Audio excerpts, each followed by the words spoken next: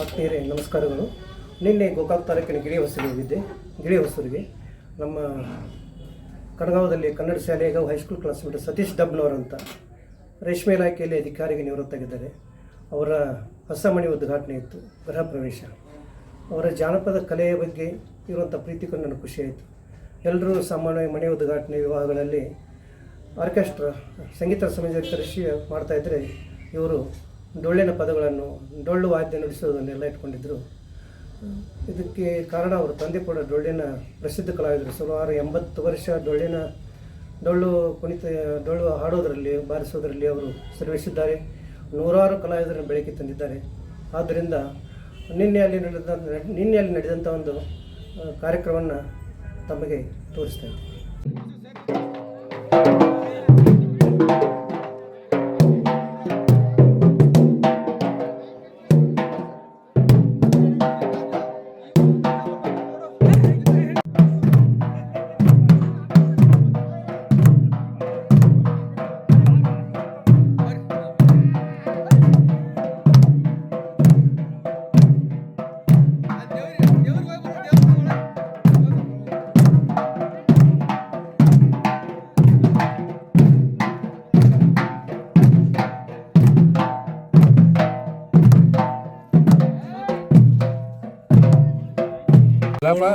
ಏಳೂರು ಆಗ ಸರ.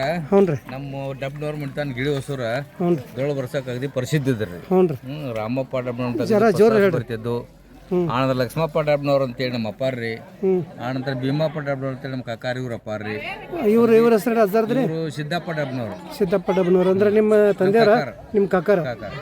ಡೊಳ್ಳಿನ ಬಗ್ಗೆ ಇವ್ರದ್ದು ಹೇಳ್ರ ಮಾಹಿತಿ. ಡೊಳ್ಳು ಅಂದ್ರೆ ನಮ್ಮ ಮಿಂಟನ್ದಾಗೆಲ್ಲ 4 ಡೊಳ್ಳು ಇದ್ದವು ರೀ ಮೊದಲ. ನಮ್ದು ರಂಶದಪ್ಪು, ಕೈತನಾಳ ರಂಶದಪ್ಪು, ಕಣಗಾಯಿ ಕಣ್ಣಮ್ಮ, ಹುಲ್ಕಟ್ಟಿ ದೇವರು, ಶೌ ದೇವ್ರು ಎಲ್ಲ ಸುತ್ತ ಕಡೆ ಅಡ್ಡಾಡಿ ಎಲ್ಲ ಊರಾಗ ಸೇವೆ ಮಾಡ್ತಿದ್ರು. ಡೊಳ್ಳಿನ ಪರಂಪರೆ ಇವರು ಇದು ಮಾಡ್ಯಾರ. ಸೇವೆ ಮಾಡ್ತಾರೆ. ಡೊಳ್ಳು ಬಡಿಯಾಕು ಭಾಳ ಪ್ರಸಿದ್ಧ ರೀ. ಅಜಾರ್ ಮಾತಾಡ್ತಾರಲ್ರಿ ಮತ್ತೆ ಡೊಳ್ಳಿನ ಬಗ್ಗೆ ಯಾವಾಗಿಂದ ಮಾಡತ್ತೀರಿ ಡೊಳ್ಳು ಅಜಾರ? ಡೊಳ್ಳಿಂದ 15 ವರ್ಷ ಹೆಚ್ಚಾಗಿರೋಕ್ ನೋಡ್ರಿ. 30 ವರ್ಷ ಹೌದ್ರಿ.